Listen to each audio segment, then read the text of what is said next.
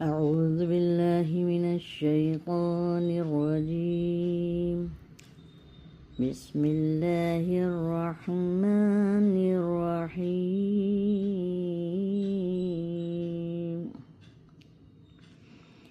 أرأيت الذي يكذب بالدين فذلك الذي يدع اليتيم ولا يحض على طعام المسكين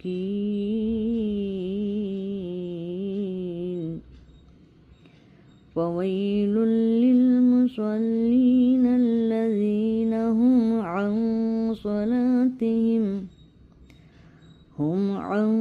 صلاتهم ساهون الذين هم يراءون